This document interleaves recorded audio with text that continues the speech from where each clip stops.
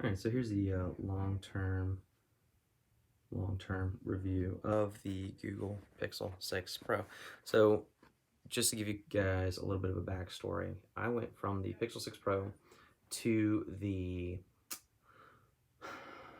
Pixel 4 XL to the Pixel 6 to the iPhone 12 to the iPhone 13 Pro to the Pixel 4 XL back to the iPhone 13 Pro, and then I finally decided on the Pixel 6 Pro. A lot of reasons why I did that. Mainly just because I like to play around with phones and test them out and whatnot. I actually went back to the Pixel 4 XL originally because I absolutely love the facial recognition unlock ID for the project solely that they used. Just because it was so fast, you literally pick up your phone, you don't have to do anything, it just automatically would unlock for you, which was great. Um, the Pixel 6 Pro initially, one of the main reasons why I did get rid of it and went back to the 4XL specifically was because the fingerprint sensor before the update was, it's not that it was bad, but it was bad. It just wasn't good. It wasn't consistent. Were a lot of inaccuracies. And it was just slow. And after the update, they fixed a lot of that. Specifically, if you add like a protective film, like I did, which was through, if I remember correctly, it's Skinomi, and it's pretty nice. I mean, you can still see a little bit of an outline as to where the film is. It doesn't completely wrap around the sides.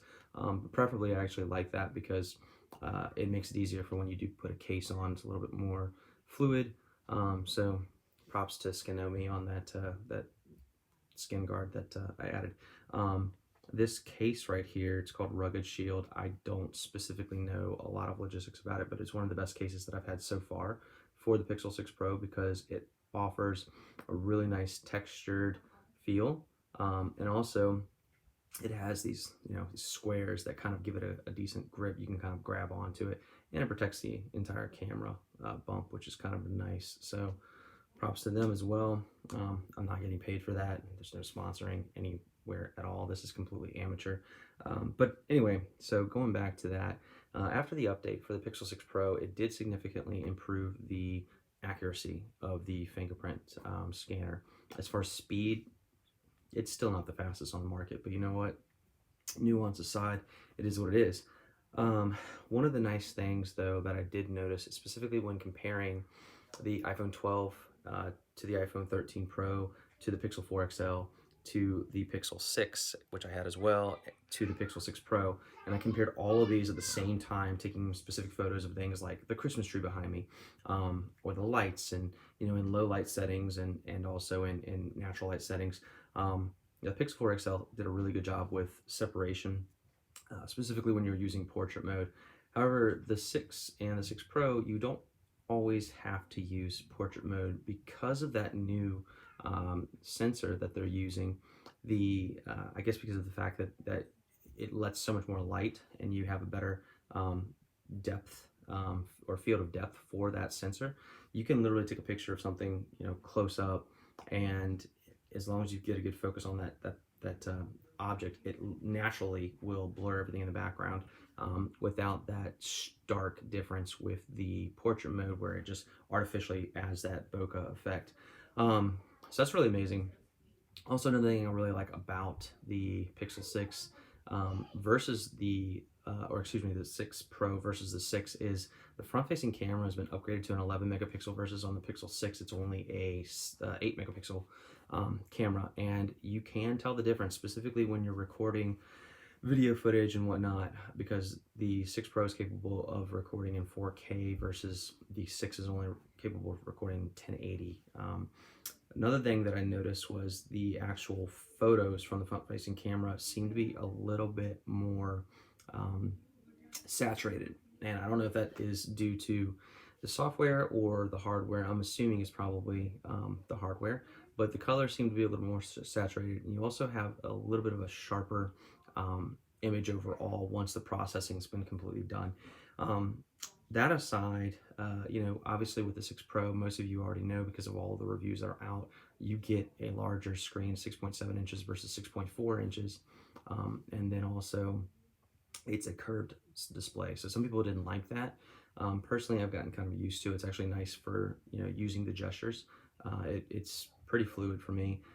You obviously get a higher resolution display as well. It's a Quad HD display versus the 1080p display on the Pixel 6. You get a 120 hertz refresh rate versus a 90 refresh rate on the Pixel 6. It's not that noticeable unless you are literally side by side. So if you're comparing them side by side, you can notice it a little bit. The other upgrades that you get with the Pixel 6 Pro is you get 12 gigs of RAM versus in the Pixel 6 you get 8. I'm assuming, and this is just a guess, but I'm pretty sure it's accurate, is that the extra RAM is probably for the higher refresh rate screen, because honestly, you don't notice a considerable difference in performance when you're comparing the phones side by side in everyday usage. Battery life is relatively on par with the 6 and the 6 Pro. I have noticed, though, that the battery life has gotten better. At first, I was kind of disappointed. I was like, man, this battery life is just, it's not that great. It's really not that much better than the Pixel 4 XL, and the 4 series had terrible reviews for battery life. But I've turned off 5G because 5G in my area is like hit or miss, and switched over to LTE. That's created a big difference as well in battery life. I'm typically getting about a day of full usage, so I would say between 8 and 8.5 hours before I get down to around a 15 to 20% mark. If I'm going moderate usage or light usage, I actually can get about a day and a half battery life out of this. That aside, some of the other key differences that I've noticed so far besides the screen and the camera on the front is obviously you get your rear facing 4x periscope lens, 4x zoom periscope lens, which is right in there. You can't really see it too much, but it's right there. There it is. And that makes a huge difference, specifically when you're taking photos from far away. Also, a neat little trick about it is some people might be a little envious of iPhone 13 Pro's macro mode. Because the zoom on this is so amazing, if you're taking a picture of something within a 5, to, I want to say between like a 3 to 5 foot range, and you zoom in, it literally artificially looks like you're using macro mode because it's just that detailed. Astrophotography on it's absolutely amazing as well. That's one thing that I've noticed. Low light performance, and this is across the board with the Pixel 6 and the Pixel 6 Pro. Low light performance, you do see a little bit of grain when using the rear facing. So basically the standard standard wide angle lens, which is, if I remember correctly, it is a 48 megapixel. It's either 48 or 50. I'll have to go back and check. Sorry, I'm, again, amateur. But I'm pretty sure it's 48 megapixel lens, and it might be a 50 again. But anyway, it does add a little bit of grain when you're taking low light photos with no light, no natural light around. Now, if you switch over into night shot, it actually does what it always has done, and it uses the algorithm, takes in as much light as it can, and it drastically improves your photos. But just standard photos without using night mode, you definitely see some grain, and that's across the board. I noticed on the Pixel 4 XL as well, and I'm assuming this has to do with the fact that the Pixel 4 XL just has the standard wide angle and the telephoto lens.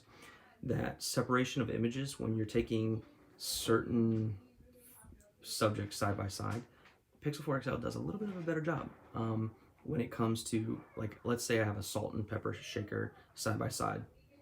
It will put a lot of emphasis on the salt and pepper shaker, but then the table behind it, it just kind of is inconsistent.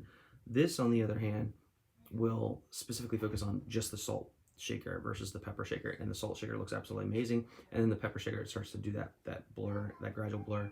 Again, I think that's due to the new sensor that's being used, but it works in your favor when you're trying to imitate a natural bokeh effect. So great cameras overall. I know there's a December update out. It is still not out for me. I'm on T-Mobile, so maybe that's why. I've heard some pros and cons about it. I know in Europe it's causing issues with connectivity, specifically when it comes to like cellular connectivity, not Wi-Fi connectivity.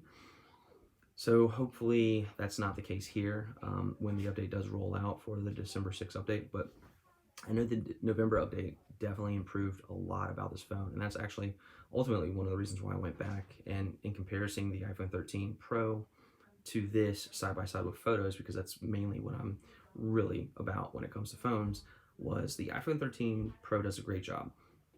But when comparing the iPhone 13 Pro to the iPhone 12 that I had, marginally better. And the Pixel 4 beat both of them.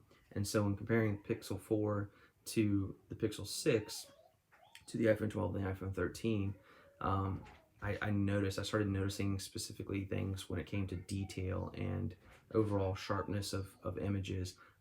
Again, in certain circumstances, the iPhone was great. Specifically, if you're just using a standard point and shoot mode, you're not doing anything special, no macro, no bokeh, nothing like that. It's great. It's accurate, I would say 99% of the time. Versus this, you're getting an accuracy of standard mode. It just depends. I mean, sometimes it's a 99%, sometimes you're getting a 90% or 95%. It really just depends on the situation. So it's not as consistent as the iPhone 13 Pro with standard photos, but everything else blows it away. Blows away every single camera that I've used this year on a phone. And that's specifically for photos, like portrait, astrophotography, the new motion blur that adds on for, the cinematic mode, also the face unblur, and then also the, I'm trying to remember what it's called, it removes the actual subjects, and I forget what it's called now. I'm going to look it up because now I feel silly not knowing the actual name when I'm trying to remove a actual object. You go into edit, and then I want to say it's under tools, Magic Eraser. Wow, very simple. Magic Eraser is amazing. However, Samsung did this 4 years ago, maybe. It was either 4, maybe 5 years ago. They tried doing it, and it was kind of like a fad, and it was not that big of a deal. So I don't know how well this is going to maintain. It does a really good job. I have noticed with Magic Eraser, obviously it's not perfect. When you remove an object, like if I wanted to remove this Christmas tree in my background, you can see when you zoom a little bit, it's kind of blurry. There's like some artificial, artificial just texture going on in that photo. But that, again, aside, is not that big of a deal. Everything else about this phone, as far as ease of use, the fluidity, as far as how buttery smooth it is, it's just a great phone. I mean, I was watching a review the other day, and a guy was like, "Yeah, it's not a flagship killer. And he was comparing the Pixel 6 when he was like, it's not the best at everything, but it's good at everything." And I tend to agree with that. It's really good at everything. Not the best. One thing that I have noticed, and I'm going to end on this because I'm going into 12 minutes here, is and it's one talking point that I haven't really seen a lot of videos or people talking about it specifically, but the Google Voice Assistant, specifically when you're doing like voice to text, is absolutely amazing. It's scary amazing. Like, I can send a text message and it uses an algorithm that literally will predict what I'm going to implement in my text before I've even finished my sentences. It also will add things like commas and colons and things like that, which is pretty amazing considering you don't even need network or cellular connectivity for it to do that. It's all built into the custom Tensor chip, which is really amazing. So that aside, if I had to rate this phone as far as a 1 through 10, I probably would go close to a 9, maybe a 9.2 when it comes to just overall usage, the fluidity, how smooth it is, how it really just helps your daily routine without jarring you in any way, shape, or form. It's a great phone.